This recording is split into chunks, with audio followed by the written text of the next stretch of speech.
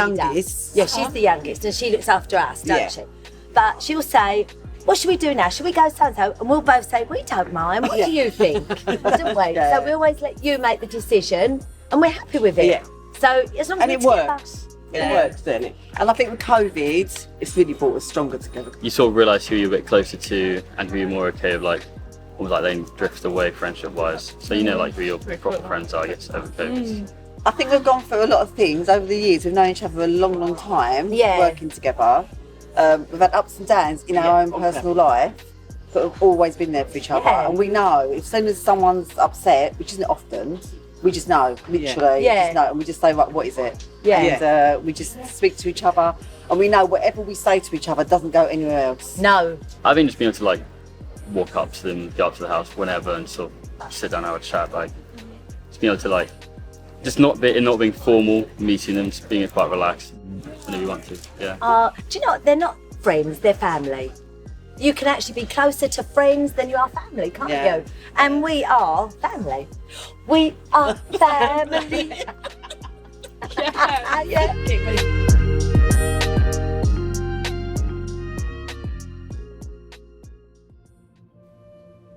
A friend loves at all times, and a brother is born for adversity. A man of many companions may come to ruin, but there is a friend who sticks closer than a brother. Wealth brings many new friends, but a poor man is deserted by his friends. Many seek the favour of a generous man, and everyone is a friend to a man who gives gifts. He who loves purity of heart and whose speech is gracious will have the king as his friend. Oil and perfume make the heart glad, and the sweetness of a friend comes from his earnest counsel. Do not forsake your friend and your father's friend, and do not go to your brother's house in the day of your calamity. Better is a neighbour who is near than a brother who is far away. Iron sharpens iron, and one man sharpens another. Faithful are the wounds of a friend, profuse are the kisses of an enemy.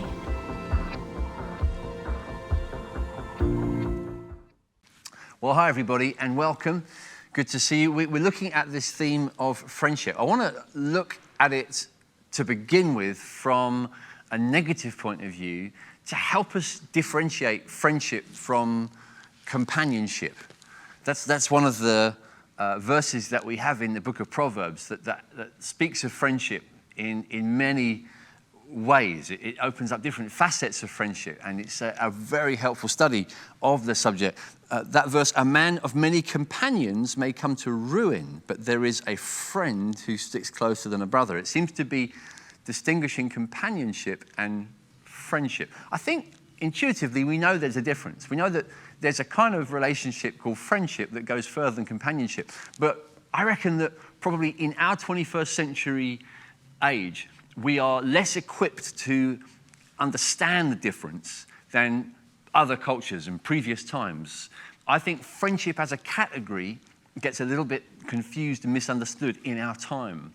We know that friendship is more intimate than companionship, but intimate tends to suggest something more kind of almost more erotic. It's like romantic or sexual. And we know that friendship isn't that kind of relationship. So what is it? The difference between ordinary companionship and friendship, well, there's two big things to say straight up. First of all, friendship involves a high level of openness and disclosure, honesty, sharing secrets. Literally in the Bible, that's how Jesus talks to his disciples. I call you my friends because you know my business. A servant doesn't know his master's business, but I've shared with you all the things my Father has shared with me. Jesus talks about friendship then in terms of openness, sharing, disclosure. But also we understand that friendship has power involved with it. Friendship has influence, that friendship, our friendships tend to shape us. Sometimes in ways that we're not even aware of. Our friendships have power to influence our decisions. Let me use a few examples from this book of Proverbs. Whoever walks with the wise becomes wise, but the companion of fools will suffer harm. Now, obviously, that's talking about companionship and not friendship, but it's the same principle. The company we keep generally tends to affect us, and like I say, sometimes in ways we weren't even necessarily noticing.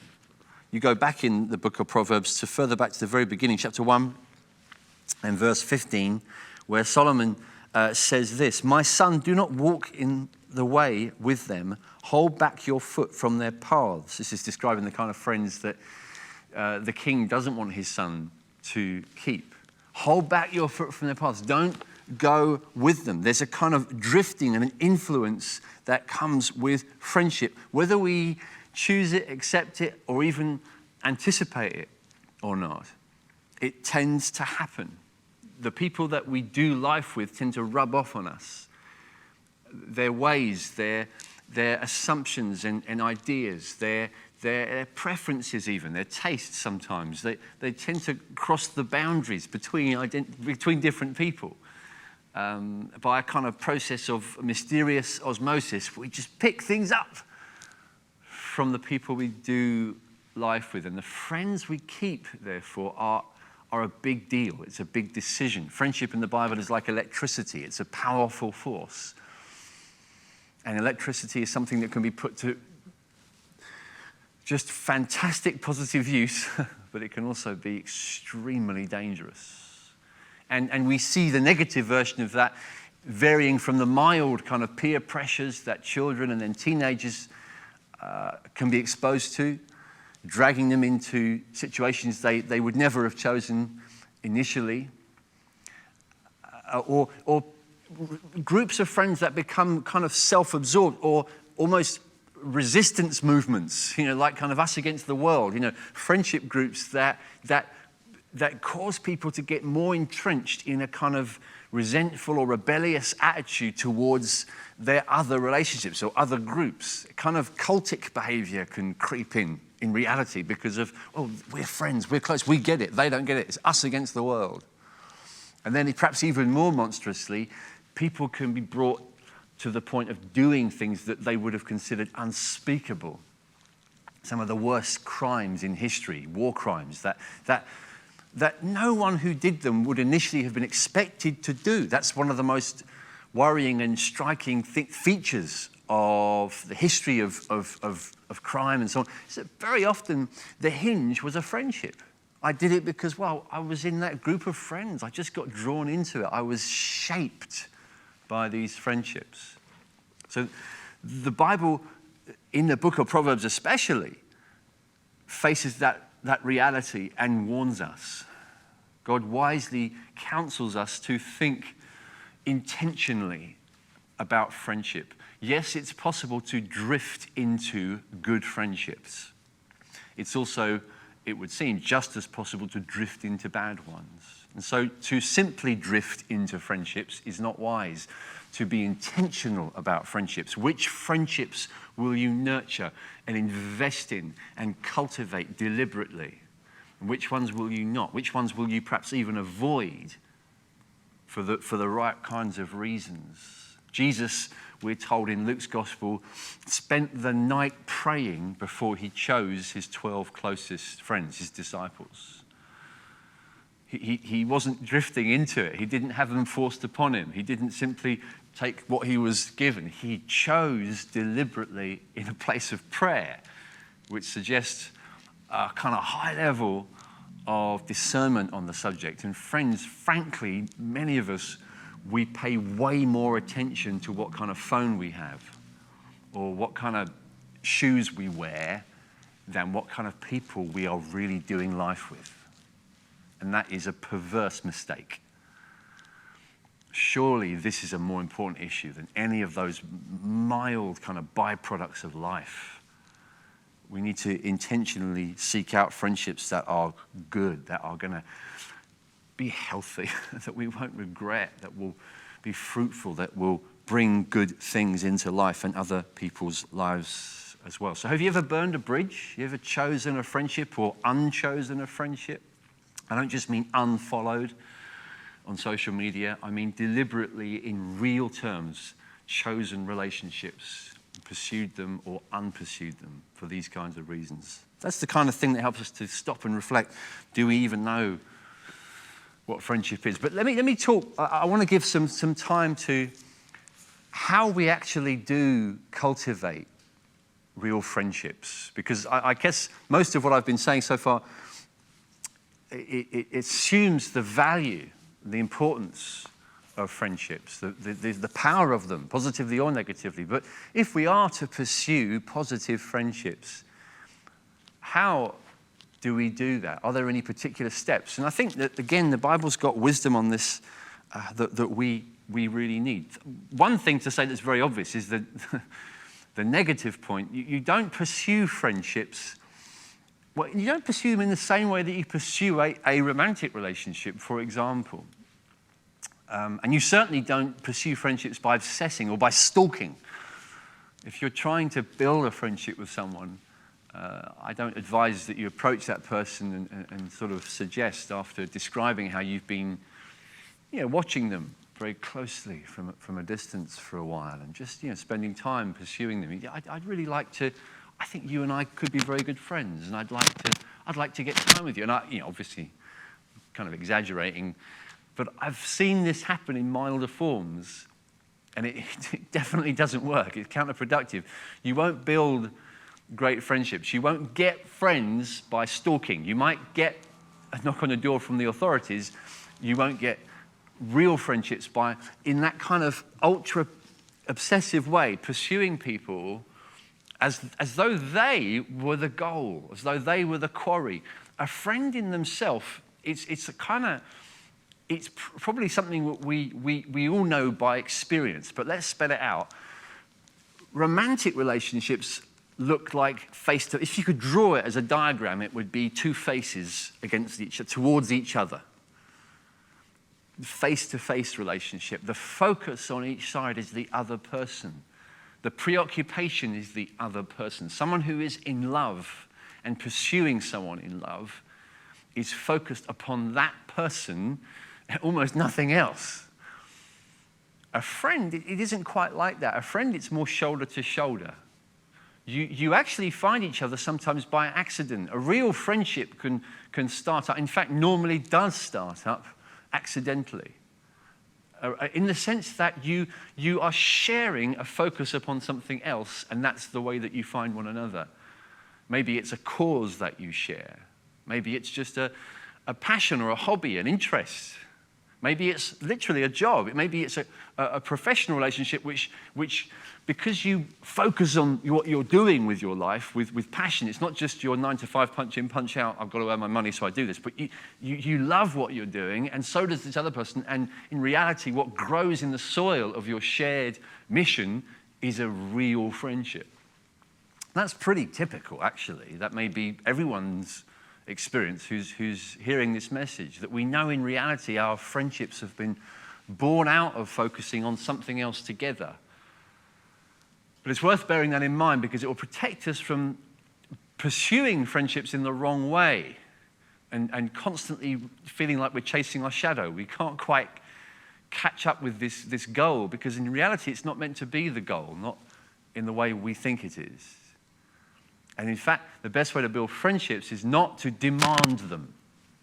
If you demand a friend, I just want you to be my friend. I need you as a friend. You know, surely, we all know instinctively that's counterproductive. So we got to almost turn the other way to some extent. And certainly we've got to be patient. We've got to be prepared to sow before we reap. We've got to be prepared to give some time and patience before actually we might start to see the real result of the friendship developing. It's worth bearing this in mind, because sometimes a demanding attitude can be the reason we're not getting anywhere, and even the reason why we start to write people off. Well, they're just not very friendly. They didn't treat me as a friend. Or even whole churches, this can happen. Well, that's really unfriendly church. And that may or may not be true, but be careful that your evaluation isn't really based upon a false demand, a false level of expectation. And you're not quite seeing the way to develop and cultivate friendships and it's actually creating the problem. Rather than discovering it, you're causing it. So there's something to avoid. That's the negative piece. But let me just talk for a bit about some specific positives, how to positively cultivate the kind of friendships. Now, as I say, I think these are things that burst out from these very pages of Proverbs. Solomon's wisdom is so practical. Proverbs 17, verse 17. A friend loves at all times, and a brother is born for adversity.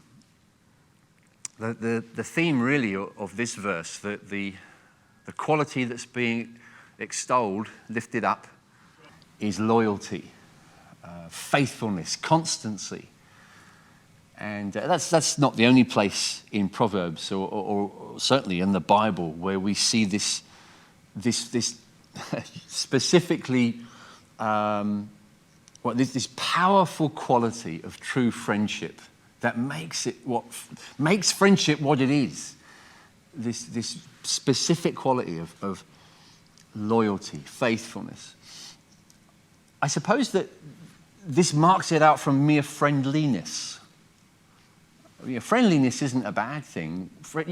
Friendly church is a good quality. We want to encourage the church to be a friendly place.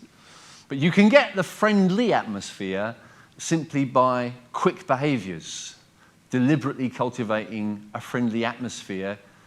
In fact, to be honest, it can be done just by having friendly people in the meeting, friendly-looking people. Just smiles and a happy atmosphere and nice songs and so on. I want you to see that that's not the same thing as friendship, because it's not been tested.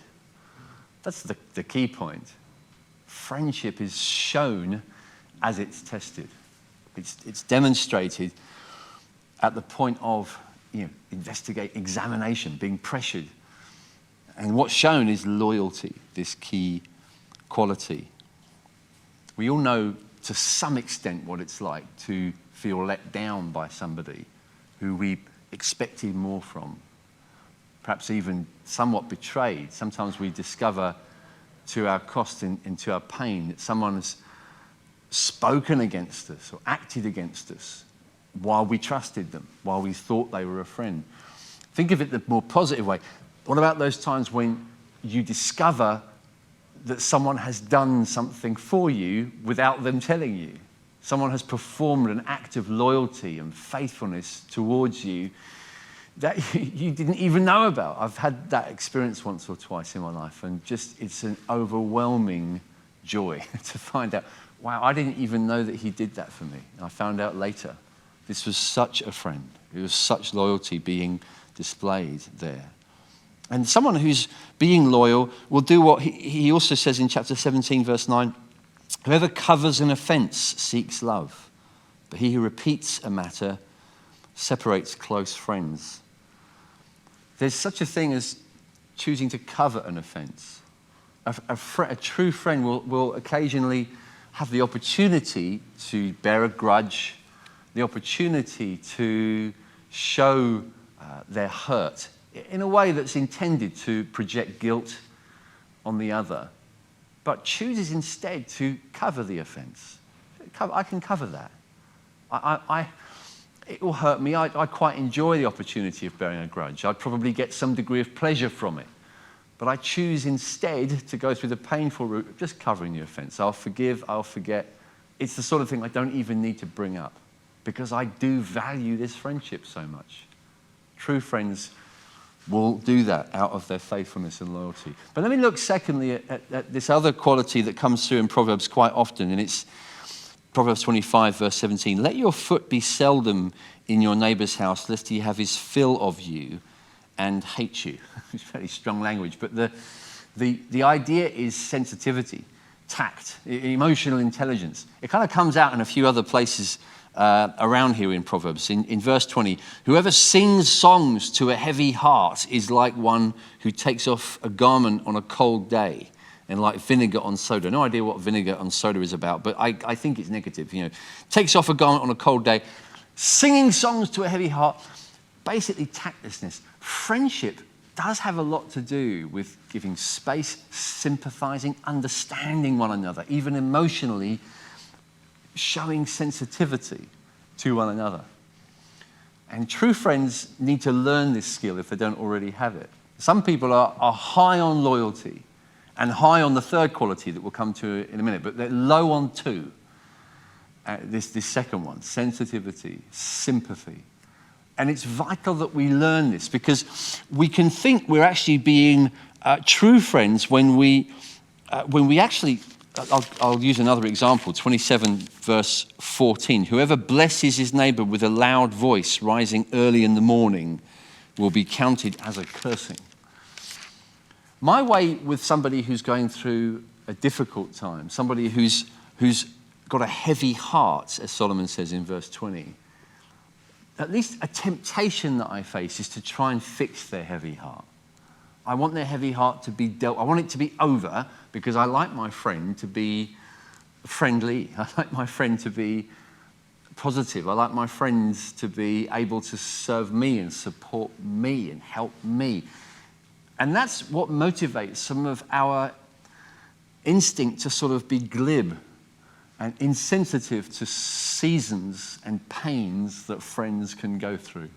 Learning to be sensitive and carry one another in terms of friendship, even giving space, encouragement, whatever kind of genuine support emotionally the other person might value, that should be our concern, not instantly snapping them back to their normal self so that they can just sort of be more convenient and gratifying for our personal and even selfish preference.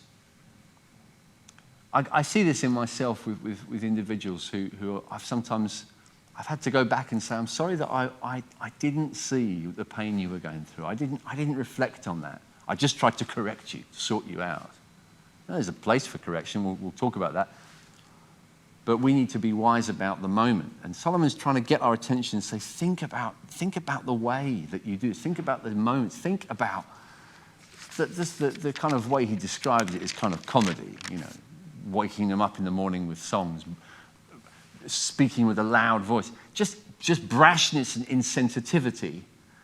Well, it's even the Bible speaks about this stuff. This is ancient. It's not just, it doesn't just touch you and me. This is all of human experience. Sensitivity and tact in relationships is valuable and helpful. We should grow in the wisdom that's needed.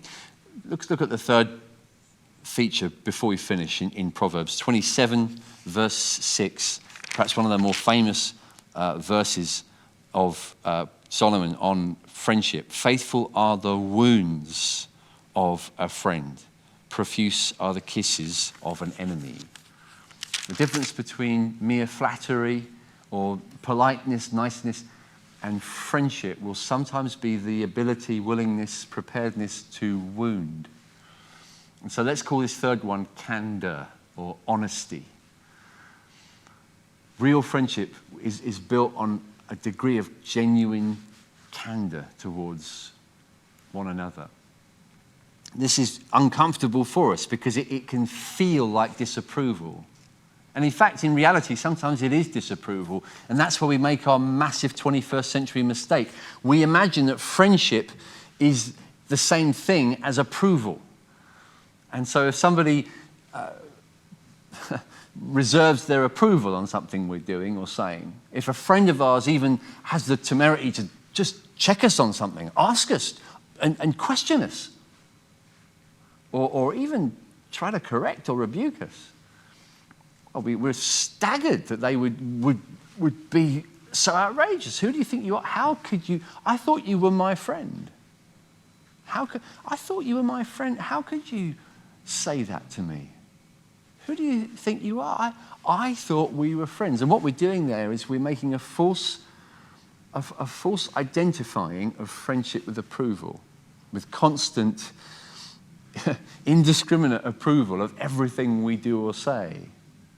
And friendship can't be like that. We know that doesn't make any sense.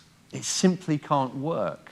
Real friends must be the kinds that will at least occasionally, at the right time, in the right way, be the sort that can just challenge, just question, just ask, just try to understand better, with a candid approach. And this is clearly appreciated by Solomon. Faithful are the wounds of a friend who's prepared to wound. Not in delight. Any friend that enjoys wounding their friends is not a friend. You shouldn't enjoy it, but you should be prepared to do it because you love people too much and you do want the best for them. So with honesty and courage, you act in candor towards them. And so it means a certain degree of openness, doesn't it? To be honest and candid with each other means to be willing to be known. If you have friends who don't really know you, you don't really have those friends. They're not friends as such. They might be the beginnings of friendship. I'm not wanting to down every relationship. There may be the potential for more friendship to emerge, but in reality, your friendships will grow in proportion to your willingness to disclose yourself, to be open as yourself, to share the secrets of your heart, as the Bible says that God does with us. He confides in those who fear him. He shares the secrets of his heart. We get to do the same with one another, and by doing that, build friendship. We don't do that without thought. We do it wisely. We do it selectively. Jesus clearly had a select group, a core group of very close friends. And he spoke to thousands upon thousands, but shared things with just close friends. And we are encouraged in the Bible to think similarly. Who are the people? Who is the inner court of your life? Who are the people that you're able to share with as much openness as possible the truth about who you are and where you're at? You do it wisely. You do it selectively. And the reality is that this requires a certain courage. Let me just finish with this. It's a kind of paradox about friendship. It's in fact, I think, one of the clues to this whole series about your people. See, the relationships that we are most healthy in are the ones that we also are prepared to hold lightly, in the sense that they are not the most important thing. A relationship that becomes the most important thing in my life is going to become an unhealthy one. It just will. And it's kind of paradoxical. It's a bit like the saying, he who wants peace must be prepared for war.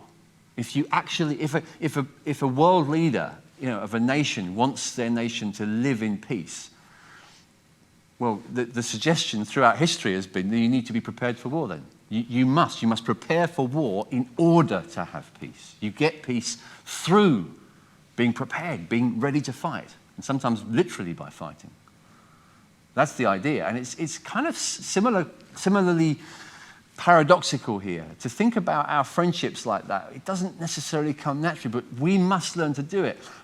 A healthy relationship is one that you're prepared to threaten, at least occasionally. Sometime in its life, it needs to be threatened. It needs to be something where I know that this isn't the most important thing in my life. If it comes to it, there's something I'm treating as even more valuable. Why is that important?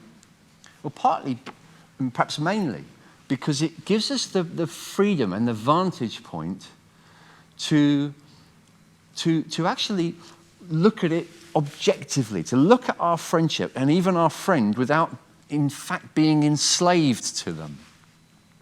Maybe you were with us last week and you heard Matt Carville talking from 1 Peter chapter 2 about living as people who are free.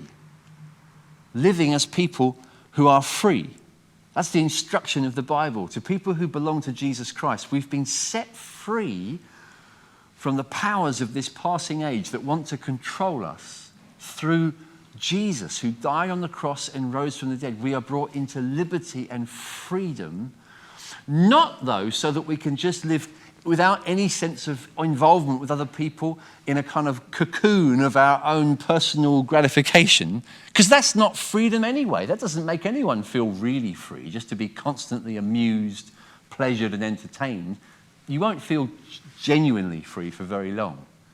Real freedom will be known and expressed as we learn the one who is freedom, Jesus himself. As we come into relationship with him and enjoy him and trust him and know him, we're able to conduct our other relationships freely. We're not enslaved to them. We're not desperately worried about whether these people respect us or like us enough. We're okay. We can live without that. We can go even without friendship in that sense. We can allow each one to not come first because we know who comes first. There is a friend, as Solomon said, who is closer than a brother. And he's describing the person this whole book describes. The one who said to his disciples, I call you friends. The one who is a friend of sinners. In fact, he scores high on all those three characteristics of friendship as we looked at them. His faithfulness is exemplary. His loyalty, his faithfulness to the point of death, to the point of horror. Jesus was faithful, steadily constant and faithful through the cross for our sake. He's incredibly sensitive, sympathetic, tactful, the way he shows sympathy to us in our weakness, in our need, in our flaws, brokenness, failings. He's gentle with us, compassionate with us, with our flaws. The things that we think would put him off, that he would be impatient with us, and snappy. He's incredible. I'm always staggered by his patience. When I look at this book, and also as I've learned to know him by experience, his patience with me in my weakness, in my failings, is astounding. His sensitivity to me. He is such a good friend. And then finally, his candor. It's not that he's not a straight talker. His honesty, his clarity, his focus. He will speak straight. He will speak in a way that sets us free. He'll speak honestly to us because he's a genuine friend. And as Solomon said, a true brother is born for adversity. And we say the same about Jesus, our elder brother, this friend of sinners, born for adversity. He didn't even have to be born. He chose to be born. He was born for our sake and for our need, at our point of desperation. If you turn to Jesus, the reality is that other things can be lost, even friends. He said that. He said we need to be prepared to give up on other stuff, put other stuff second, including relationships, to have him. But the person who has him, and the person who gets to know him again and again over the years, which we're all invited to cherish, to love, to experience, to walk with him through our lives, that person who's knowing Jesus. Are you knowing Jesus at the moment? Do you know Jesus? That person who does that will be able actually to live free from the enslavement of false relationships and enabled to love people better. Because we're putting Jesus first, we can love other people out of freedom. Let's just pray. Father, we ask you to help us to conduct our relationships as those who are free. Free from all people, but free to serve all people. And to build friendships that are healthy, strong, and fruitful. In Jesus' name, amen. Amen. Bless you. Speak to you soon.